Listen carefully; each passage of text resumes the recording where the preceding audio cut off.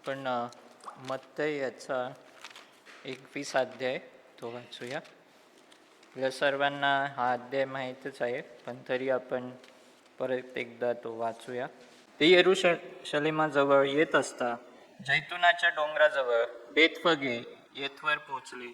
तेव्हा येशूने 2 शिष्यांना असे सांगून पाठवले की तुम्ही समोरच्या गावात जा, म्हणजे तेथे बांधून ठेवलेली एक गाढवी व तिच्या जवळ शिंगरू अशी तुम्हास लागलीच आढळती, त्यास सोडून मजकडे आणा. आणि कोणी तुम्हास काही म्हटले तर प्रभूला याची गरज आहे असे सांगा, म्हणजे तो तेव्हाच ती पाठवेल. संदेश त्याच्याद्वारे जे सांगितले होते ते पूर्ण व्हावे म्हणून हे झाले. ते असे की सियोनेच्या कन्येला सांगा, पहा तुझा राजा तुझकडे येत आहे, तो सौम्य आहे व म्हणून तो गाढवावर म्हणजे गाढवीच्या शिंगरावर बसला आहे. तेव्हा शिष्यांनी जाऊन येशूच्या आज्ञेप्रमाणे केले. गाढवी व शिंगरू ही आणून त्यावर आपली वस्त्रे घातली व तो वर बसला. तेव्हा लोकसमुदायातील बहुतेकांनी आपली वस्त्रे वाटेवर पसरवली व काहींनी झाडांच्या डहाळ्या तोडून वाटेवर पसरवल्या. आणि पुढे चालणारे व मागे चालणारे लोक गजर करीत म्हणाले, दाविदाच्या पुत्राला होसाना, प्रभूच्या नावाने येणारा धन्यवादित असो, ऊर्ध्वलोकी होसाना. तो यरूशलेमात आल्यावर सर्व नगर गजबजून म्हणाले, हा कोण? लोकसमुदाय म्हणाले, गालिलातील नासरेताहून आलेला हा येशू संदेष्टा होय. नंतर येशू मंदिरात गेला. मंदिरात जे क्रय विक्रय करीत होते त्या सर्वांस त्याने बाहेर घालवून दिले. सरफांचे चौरंग व कबुतरे विकणाऱ्यांच्या बैठकी पालत्या केल्या आणि त्यास म्हटले, माझ्या घरास प्रार्थना मंदिर म्हणतील असे लिहिले आहे, परंतु तुम्ही ते लुटारूंची गुहा करीत आहात. आज जसं आपण घोषणा देतो ज्या पहिल्या पाम संडेला, तशाच घोषणा देण्यात आल्या होत्या. तर मी होसांना होसांना म्हणेल, तुम्ही काय म्हणायचं आहे? प्रभूच्या नावाने येणारा धन्यवादित असो. होसांना होसांना होसांना होसांना. आणि या होसांनाचा अर्थ ॲक्च्युली असा आहे की आम्हाला तू वाचीव, पण आम्हाला तू वाचव म्हणजे सेवस. वाचव मग का? पण मग असं स्तुतीसारखं का आहे?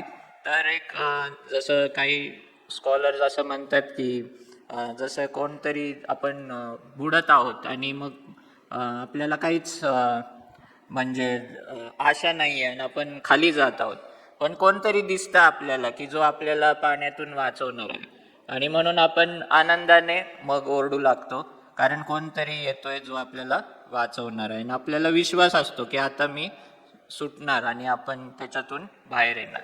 आणि म्हणून आपण घोषणा आनंदाने देतो आणि विश्वासाने देतो. का? कारण आपल्याला विश्वास आहे की माझा प्रभू आणि येशू मला वाचवणार आहे आणि त्याने आपल्याला वाचवलं देखील आहे. ना, जेव्हा लहान मुलाला आपला बाप दिसतो किंवा आई दिसते तर त्याला एकदम कॉन्फिडन्स येऊन जातो की नाही, आता मला ते वाचवणारच आहे. मी म्हणजे कुठल्या तरी प्रॉब्लेममध्ये फसलोय, पण माझे वडील आले किंवा आई आली तर मला एकदम कॉन्फिडन्स येतो, आत्मविश्वास येतो की मला आता मी सुटणार आहे याच्यातून. आणि त्याच रीतीने हे घोषणा आनंदाची देखील आहे. आणि प्रभूच्या नावाने जो येशू ख्रिस्त आला तो आपल्याला त्याने वाचवला आहे.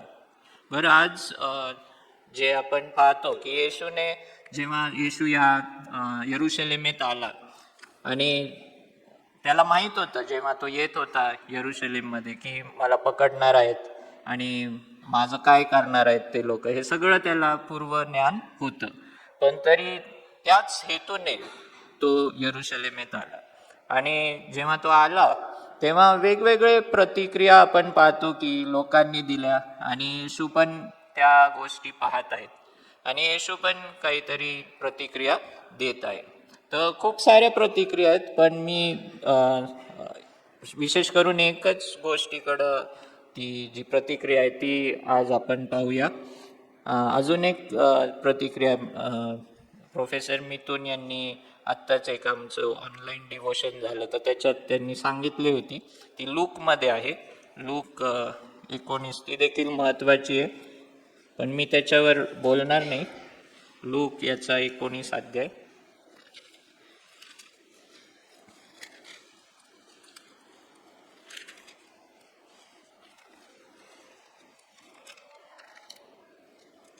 लूक 19 आणि वचन 41 पासून. लूक 19:41. मग तो नगराजवळ आल्यावर ते पाहून त्याकरिता रडून म्हणाला, जर तूही या दिवशी शांतीच्या गोष्टी ओळखून घेतल्या असत्या तर किती बरे होते, परंतु आता त्या तुझ्या दृष्टीपासून गुप्त ठेवल्या आहेत. पुढे असे दिवस तुला येतील की ज्यात तुझे शत्रू तुझ्या भोवती मेढेकोट बांधून तुला वेढा देतील, तुला चहूकडून कोंडतील, तुला व तुझ्यातील तुझ्या मुलाबाळांना धुळीस मिळवतील आणि तुझ्या धोंड्यावर धोंडा राहू देणार नाहीत, कारण तुझा समाचार घेतल्याचा प्रसंग तू ओळखला नाहीस. तर येशू जेव्हा त्या यरुशलेम शहराकडे आला तर ते पाहून तो रडला. आणि काही असं म्हणतात की रडणं म्हणजे नुसतं असं डोळ्यात त्याच्या पाणी नाही आलं, तर खरंच तो खूप आक्रंदन करून रडला. त्याला खूप वाईट वाटलं, कारण त्या शहराची जी स्थिती होती आणि जे काय होणार होतं त्यांच्याबद्दल ते पाहून त्याला रडू येत होतं. त्याला पकडून देणार होते म्हणून तो रडत नव्हता, तर ते लोक त्याला स्वीकार करणार नव्हते आणि प्रभूचा दिवस त्यांनी ओळखला नव्हता आणि प्रभूची जी योजना त्यांच्यासाठी होती ती ओळखली नव्हती, म्हणून त्याला रडू येत होतं. तर असंच आज एक प्रश्न आपल्या पुढे आहे. मत्ते 21 मध्ये आपण परत येऊया. आणि मत्ते 21:12 आणि 13 मध्ये आपण पाहतो, नंतर येशू मंदिरात गेला. मंदिरात ते जे क्रय विक्रय करीत होते त्या सर्वांस त्याने बाहेर घालून दिले. सराफांचे चौरंग व कबुतरे विकणाऱ्या बैठकी पालत्या केल्या आणि त्यास म्हटले, माझ्या घरास प्रार्थना मंदिर म्हणतील असे लिहिले आहे, परंतु तुम्ही ते लुटारूंची गुहा करीत आहात. आणि तुम्हाला माहिती आहे की हे का झालं? कारण येशू ख्रिस्त जेव्हा त्या मंदिरात गेला तेव्हा तिकडे खूप सारा व्यापार चालू होता. आणि व्यापार करणं याच्यात काही वाईट नाही आहे. बिझनेस करतात आणि खूप सारे स्टॉल्स मांडतात, हे सगळं होत असतं. पण जेव्हा त्या गोष्टी चुकीच्या रीतीने होत होत्या, भ्रष्टतेने होत होत्या, दुसरी गोष्ट कदाचित तो व्यापार जो होता तो मंदिराच्या खूपच जवळ असेल, थोडा लांब त्यांनी ठेवला पाहिजे होता, पण मंदिराच्या आवाराच्या जवळ असणार, कारण जे लोक तिथे भक्ती करायला यायचे तर ती भक्ती त्यांना शांत रीतीने करता येणार नाही. जर आता इथे चर्च चालू आहे आणि आपल्या बाहेरच जर खूप सारे स्टॉल्स असतील आणि खूप जोरात आवाज तिथे होत असेल तर आपल्याला भक्ती करता येणार नाही त्या आवाजामुळं. तर कदाचित या गोष्टी असतील, पण या सगळ्यांचं म्हणजे त्याच्यात वेगवेगळे कारणं होते. आणि येशूला याचा राग आला की ज्या रीतीने तो व्यापार होत होता आणि त्या पवित्रता जी होती त्या जागेची ती पूर्णपणे भ्रष्ट झाली होती. त्यांचं जे ॲटिट्यूड होता, जो वृत्ती होती बिझनेस करायची आणि एकमेकांना म्हणजे मदत करण्याऐवजी एकमेकांचा फायदा उचलणं, लोकांचं जे लांबून आलेत ते अर्पण वगैरे त्यांना आणावं लागायचं, पण जर तिकडंच ते अवेलेबल करायचे ते अर्पण, तर त्यामुळं ती एक सोय होती, पण त्याचा ते फायदा घेत होते, गैरफायदा घेत होते ते बिझनेसवाले. आणि त्यामुळं येशू ख्रिस्त हा चिडलेला आहे आणि तो म्हणत आहे की माझ्या घरास प्रार्थना मंदिर म्हणतील असे लिहिले आहे, परंतु तुम्ही ती लुटारूंची गुहा करीत आहात. दोन वेगवेगळे जुन्या कराराचे संदर्भ येशू ख्रिस्त वापरते. एक यशायामधला आहे आणि एक इर्मयामधला आहे. आणि येशू ख्रिस्त म्हणत आहे की माझं मंदिर हे प्रार्थनेचं घर हे म्हणतील असं लिहिलेलं आहे. म्हणजे मंदिर हे प्रार्थनेची जागा असलं पाहिजे, भक्तीची जागा असलं पाहिजे, पण तुम्ही काय बनवलंय? लुटारूंची गुहा. आणि आज आपण हे सगळं पाहून आपल्याला वाटत असेल की खूप इझी आहे आपल्याला असं बोलणं की what is this God to do for me, माझ्यासाठी काय आहे?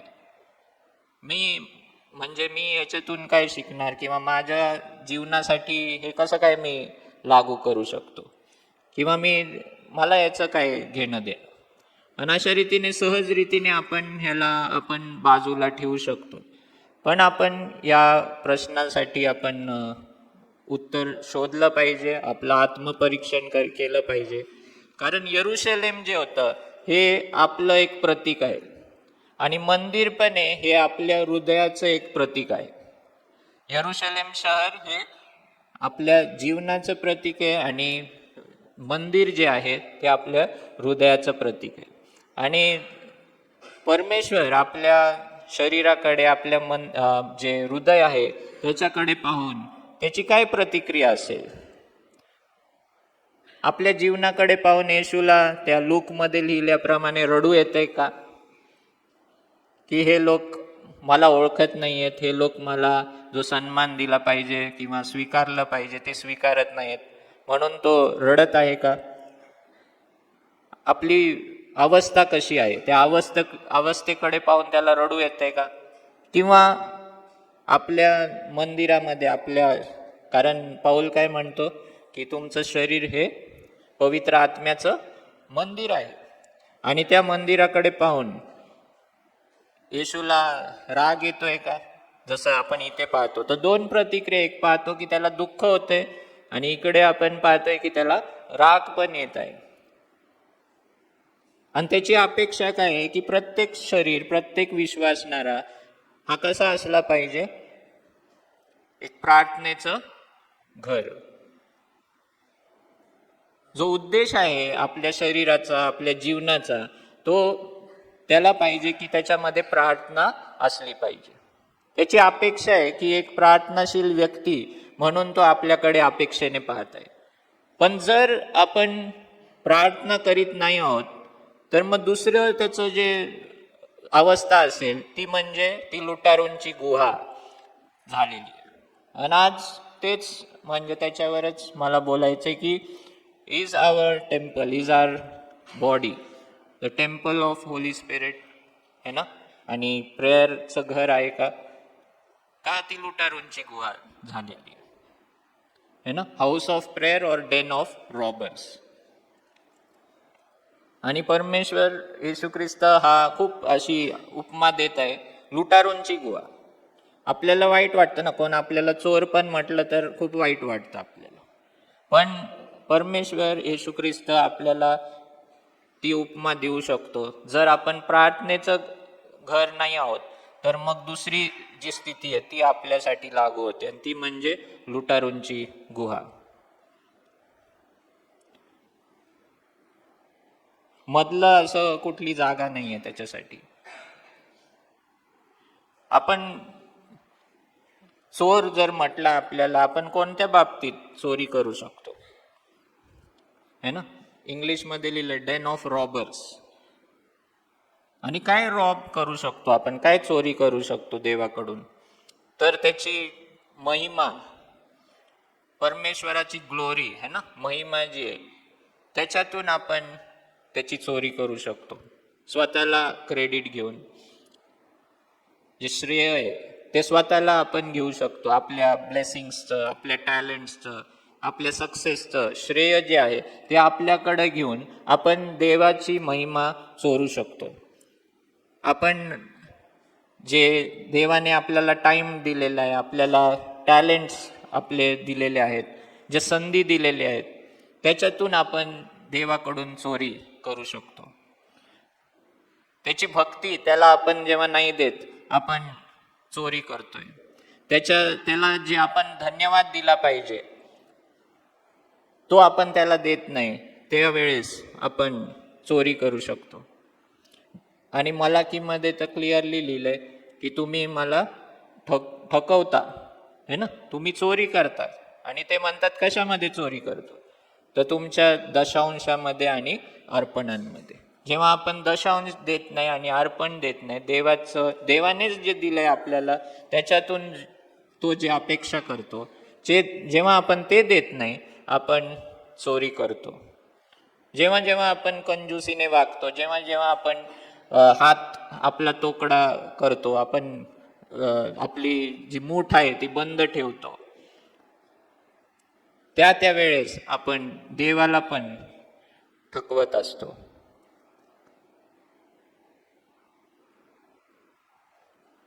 चोराची मेंटॅलिटी काय असते की जे तुझं आहे ते माझं आहे ना, जे तुझं आहे ते मी न सांगता मी घेणार, जे माझं नाही आहे ते त्याच्यावर मी हक्क गाजवणार, ते चोरून घेणार मी. आणि हे आपण वेगवेगळ्या रीतीने, आपण खरंच चोरासारखं त्या गोष्टी करत नाही, पण वेगवेगळ्या रीतीने आपल्या नातेसंबंधामध्ये त्या गोष्टी आपण करू शकतो. आपण लुटारूंची गुहा बनून जातो. नंतर आपण पाहतो की बायबलमध्ये वेगवेगळे असे लिस्ट आहेत, पापांची लिस्ट आपण पाहतो. तर पहिली लिस्ट आपण पाहू शकतो तर ती 10 आज्ञांमध्येच आहे, बरोबर. 10 आज्ञांमध्ये आपण पाहतो की कुठकुठले गोष्टी हे देवाला आवडत नाही. आणि देवाला आपण पाहतो की मूर्तीपूजा आवडत नाही. त्याला सोडून जेव्हा जेव्हा आपण दुसऱ्या कोणत्याही गोष्टीला आपण आराधना देतो ती त्याला आवडत नाही. तो अपेक्षा करतो की आपण त्याचा सन्मान करावा, तो अपेक्षा करतो की आपण आई वडिलांचं ऐकावं, त्यांना सन्मान द्यावा, त्यांना मान द्यावा. जेव्हा ते नाही करत ते एक पाप आहे. खून करणं पाप आहे, व्यभिचार करणं पाप आहे, चोरी करणं पाप आहे, खोटं बोलणं पाप आहे, लोभ धरणं हे देखील पाप आहे. आणि जेव्हा या गोष्टी आपल्या शरीरामध्ये, त्या मंदिरामध्ये असतील, तेव्हा ते मंदिर राहत नाही, तर ते काय होऊन जातं, लुटारूंची गुहा बनून जातं. तर आपलं आत्मपरीक्षण आपण केलं पाहिजे. फक्त या दिवशी जे येशूने केलं ते चाबूक घेतलं आणि सगळ्यांना हकलून दिलं, तो त्याला राग आला, तसा राग आपल्यावर त्याला येतोय का? नंतर आपण पाहू ऍक्च्युली हा राग चांगला आहे. जर येशू ख्रिस्त खरंच आपल्या जीवनाकडे पाहून त्याला राग येतोय तर ती चांगली गोष्ट आहे ऍक्च्युली. कारण परमेश्वर न्याय करण्याऐवजी पहिल्याने आपल्याला तो सुधारतोय. त्याला पाहिजे की आपलं शरीर तसं नसावं, आपलं जीवन तसं नसावं. आणि जसं बायबल आपल्याला सांगतं की जेव्हा एक बाप शिस्त लावतो एका लहान लेकराला, त्याच्यावरून ते प्रूव्ह होतं की आपला बाप तो खराच आपला बाप आहे आणि तो आपल्याला शिस्त लावते. आणि तसंच जेव्हा परमेश्वराला खरंच वाईट वाटतं आपल्याबद्दल, पहिली गोष्ट तर त्याला वाईट नाही वाटलं पाहिजे, आपली अशी स्थितीच दिसली नाही पाहिजे आपल्या जीवनाची. पण जेव्हा दिसते तेव्हा त्याला राग येत असेल तर ती चांगली गोष्ट आहे. आणि आपण आत्मपरीक्षण आज केलं पाहिजे की या गोष्टी माझ्या जीवनात होत आहेत का, मी माझ्या आईवडिलांचा मान राखतोय का, मी त्यांचं ऐकतोय का. फक्त पुढे असं गप्प राहून तसं नाही मी म्हणते, पण खरंच मी त्यांचं ऐकतोय का, खरंच मी ते जे काही बोलतात ते मी पाळतोय का माझ्या जीवनात. मी चोरी करत आहे का, मी व्यभिचार करत आहे का. नवीन करारात आपण पाहतो की व्यभिचाराला नवीन रीतीने येशूने डिस्क्राईब केलेलं आहे. खोटं बोलत आहे का, मी लोभ धरत आहे का. या गोष्टी जर माझ्या जीवनात असतील तर येशूला राग येत आहे.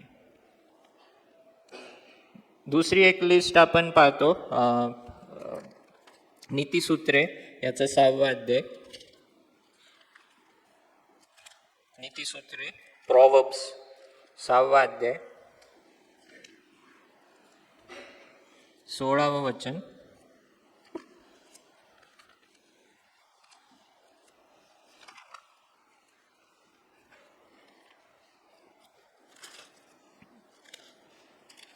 नीतिसूत्रे 6वा अध्याय 16वे वचन. परमेश्वर ज्यांचा द्वेष करतो अशा 6 गोष्टी आहेत नव्हे, त्याला अशा 7 गोष्टींचा वीट आहे. तर इथं क्लिअरली दिलंय की परमेश्वराला काही गोष्टींचा वीट येतो, याला आवडतच नाही. ॲबॉमिनेशन म्हटलेलं आहे ना, म्हणजे एकदम म्हणतात ना, खूपच वाईट त्याला वाटतं, राग येतो या गोष्टींचा. आणि पहिली गोष्ट उन्मत्त दृष्टी असं लिहिलेलं आहे. प्राईड, ॲरोगन्स, गर्विष्ठ वृत्ती, उन्मत्त दृष्टी की मी कोणीतरी आहे, माझ्यासारखं कोणी नाही, ही जी वृत्ती आहे त्याचा परमेश्वराला राग येतो. आणि आपण कधी कधी व्यभिचाराला खूप मोठं पाप समजतो, आणि आहे ते, पण तसेच गर्विष्ठ असणं पण तेवढंच भयंकर पाप आहे देवाच्या दृष्टीने. गर्व करणे कोणत्याही गोष्टीचा हे देखील तेवढंच मोठं आणि देवाला त्याचा वीट आहे. लबाड बोलणारी जीवा, लबाडी करणं, फसवणे, निर्दोष रक्त पाडणारे हात म्हणजे घात करणं, खून करणं, दुष्ट योजना करणारे अंतकरण, दुष्ट लबाडी करणं, दुष्टतेने वागणं, योजना करणं, दुष्कर्म करण्यास त्वरेने धावणारे पाय म्हणजे वाईट कामासाठी जी आतुरता, इगरनेस आहे ना, टू डू इव्हल, आतुरता आहे काहीतरी वाईट करायचं. लबाड बोलणारा खोटा साक्षी व भावाभावात वैमनस्य उत्पन्न करणारा मनुष्य, हे देखील देवाला वीट आहे बरं का. भावाभावामध्ये वैमनस्य करणं, काहीतरी बोलणं ज्याच्यामुळं त्या दोघांमध्ये काय होणार, ते शत्रू होतील एकमेकांचे. त्याने तसं काय बोललेलं नाही, यांनी त्या व्यक्तीने काय बोललेलं नाही, पण तुम्ही जाऊन किंवा मी जाऊन असं काहीतरी बोलणार आणि मग त्या दोघांमध्ये वाईट होणार. परमेश्वराला याचा वीट आहे. डिव्हिजन करणं, विभाजन करणं, विश्वासणाऱ्यांमध्ये फूट पाडणं, हे परमेश्वराला आवडत नाही.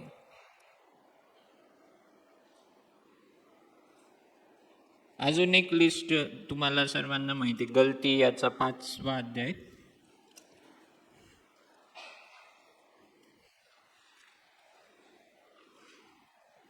19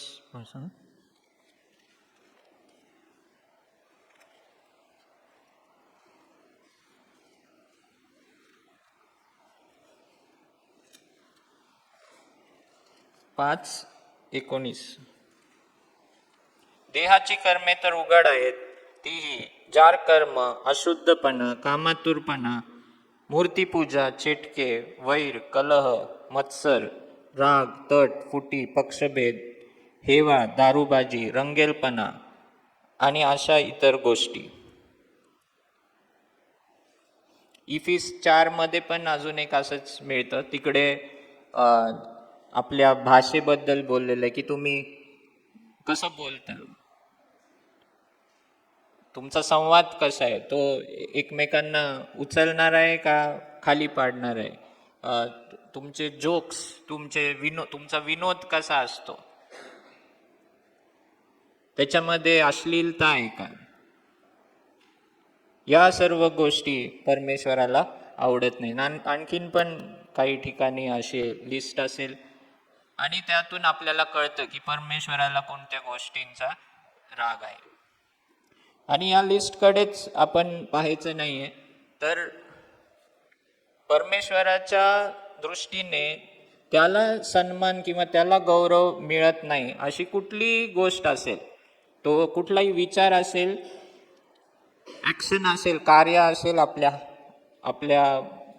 आपलं बोलणं असेल किंवा आपले विचार पण असतील आणि आपले हेतू देखील परमेश्वर पारखतो. हेतू मोटिव्स. परमेश्वर, आपण चांगलं काम पण करत आहोत, पण त्या चांगल्या कामामागं आपला हेतू जर वाईट असेल किंवा स्वार्थी असेल, त्याकडे पण परमेश्वराचं लक्ष असतं. कोणत्या हेतूने आपण करतोय काही गोष्ट, आपले विचार कसे आहेत, हे देखील परमेश्वर पाहत आहे. आणि जर त्या गोष्टीने देवाला समाधान होत नसेल, देवाचा गौरव होत नसेल, तर आपण काय करत आहोत? पाप करत आहोत. कुठलीही गोष्ट जी देवाला गौरव त्याने मिळत नाही, त्याचा अर्थ आपण त्या स्टँडर्ड पासून आपण खाली आलेलो आहोत. आणि म्हणून आत्मपरीक्षण करणं हे खूप गरजेचं आहे, की आपलं मंदिर कसं आहे, आपलं हृदयाचं मंदिर कसं आहे. येशूला त्याकडे पाहून राग येतोय का? अजून एक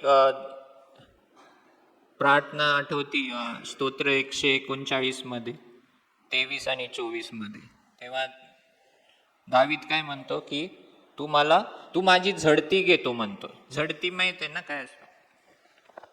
झडती जेव्हा पूर्ण सर्व बाहेर काढतात ते, है ना. घराची झडती जेव्हा होते तेव्हा सगळं उलथापालथ करतात. आणि दावीद म्हणतोय तू माझ्या हृदयाची, जीवनाची झडती घे, आणि त्यामध्ये तुला काही आवडत नसेल अशी गोष्ट असेल ती तू मला दाखव आणि मला त्याच्यातून बाहेर काढ. आणि तो परमेश्वराला तसं सांगतोय. परमेश्वराला तो म्हणतोय की तू मला दाखव, तू झडती घे आणि तू मला दाखव. कारण आपल्याला कळत नाही, बऱ्याच वेळेला आपल्याला आपले पाप समजत नाही खूपशा वेळेला, किंवा आपले जे कमीपणा असतात किंवा काही गोष्टी असतात ते आपल्याला वाटतं नाही हे काही नाही आहे याच्यात. पण तो परमेश्वराला रोज सांगतोय आणि मनापासून ही प्रार्थना करतोय की माझी झडती घे आणि मला जे काही माझ्यामध्ये चुकीचं आहे ते मला तू दाखव आणि त्याच्यातून तू मला शुद्ध कर. बायबलमध्ये आपण पाहिलं की खूप सारे लिस्ट आहेत पापाच्या. तसंच एक 4थ्या, 5व्या, 6व्या शताब्दीमध्ये आपण पाहतो, चर्च हिस्ट्री जर तुम्ही त्याचा अभ्यास केला, म्हणजे ख्रिस्ती मंडळीचा इतिहास या 2000 वर्षाचा, त्याच्यात जर तुम्ही त्याचा अभ्यास केला तर त्याच्यात तुम्हाला पाहायला मिळेल की 3ऱ्या-4थ्या शताब्दीपासून खूप सारे असे मठ तयार झाले होते. मठ म्हणजे जिथे त्याला इंग्लिशमध्ये मोनॅस्टरी म्हणतात, आणि मंक, तर मंकला आपण काय म्हणू, एक साधू सारखा जो व्यक्ती असतो त्याला काहीतरी एक शब्द असू शकतो. साधू जसा आपला असतो, किंवा एक बुद्धिस्ट, ते भगवे कपडे घालतात नाही का, आणि तिबेट वगैरे मध्ये आपण पाहतो ना ते एकटे राहतात. काय म्हणतो, तर एक साधू सारखा व्यक्ती जो लग्न करत नाही आणि एकटा राहतो, आणि यती ओके. आणि मग तर तो व्यक्ती सेपरेट राहतो, आणि सर्व ते व्यक्ती पुरुष असतात आणि स्त्रियांचं वेगळं असतं, पण पुरुषांचं वेगळं असतं आणि ते एकत्र राहतात. आणि ते जास्तीत जास्त आपलं जीवन हे प्रभूच्या सानिध्यात आणि मननामध्ये हे घालवतात. आणि त्या काळात या गोष्टी सुरू झाल्या होत्या. आणि असं नाही होतं की ते काहीच काम नाही करायचे, खूप काम करायचे ते. सकाळपासून रात्रीपर्यंत त्यांचं जर टाइम टेबल पाहिला तर खूप त्याच्यात साफसफाई, जेवणं बनवणं वगैरे हे खूप असायचं त्यांना काम. पण त्या व्यतिरिक्त ते कितीतरी वेळ प्रार्थना आणि बायबलचा अभ्यास आणि त्याच्यामध्ये ते घालवायचे. तर ही प्रथा त्या दिवसांपासून सुरू झाली होती. त्याचे काही दुष्परिणाम पण झाले, पण असं नाही म्हणू शकत आपण की ते चुकीचं होतं किंवा त्याच्यात काही चांगलं नव्हतं. कारण खूप सारे चांगले लोक पण आपण पाहतो, थिओलॉजियन पण त्याच्यातून आपण पाहतो की ते आले.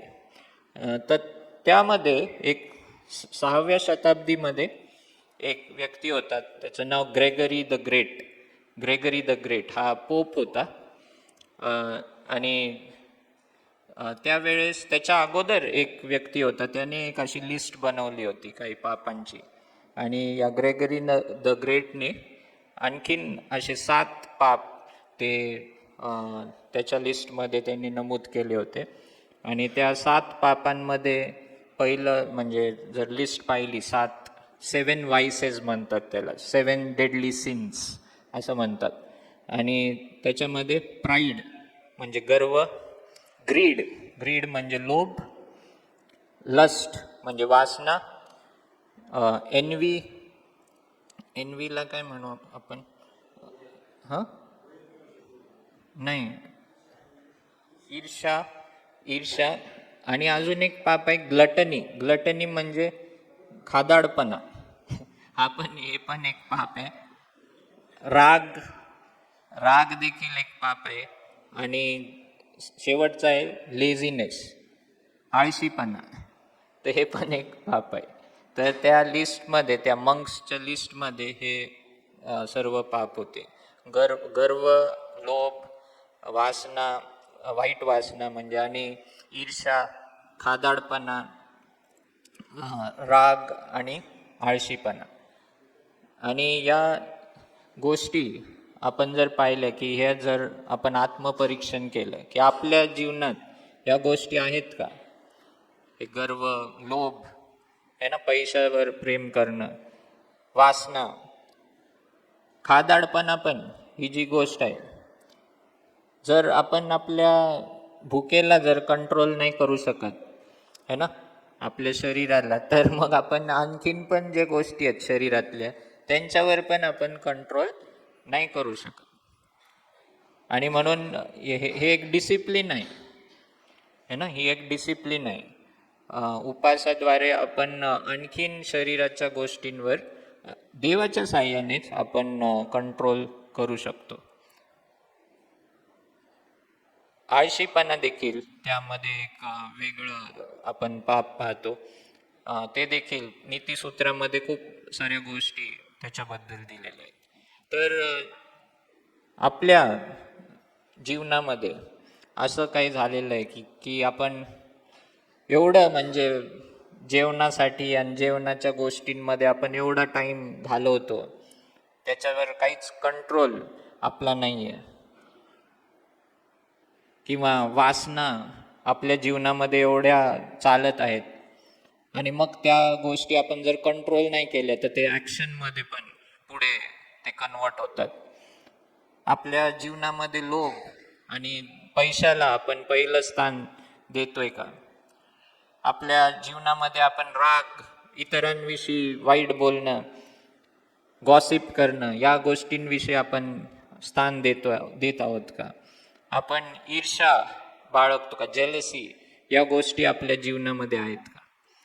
आणि या गोष्टींकडे आपल्याला लक्ष द्यायचं. कारण जर घरात आपण पाहतो ना, जसं मी अगोदर पण एकदा म्हटलं होतं की जर कुठली गोष्ट अशीच ठेवली ना आणि त्याची साफसफाई केली नाही, जसं आपलं घर आहे, रोज जर स्वच्छ नाही केलं तर काय होतं, तो पसारा वाढत राहतो आणि आपण म्हणजे करावंच लागतं. नाही केलं तर मग सगळं घर 3-4 दिवसातच वाईट दिसायला लागतं, जर जागच्या जागी गोष्टी ठेवल्या नाही, स्वच्छ केलं नाही तर.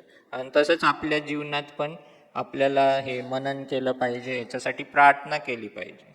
जेव्हा आपण वचन वाचतो ना आणि आपल्याला वाटतं की हां, हे बघा, हे असं करत होते, तसं करत होते, आपण अशा शक्यता बाळगायची की माझ्या जीवनात पण हे होऊ शकतं है ना.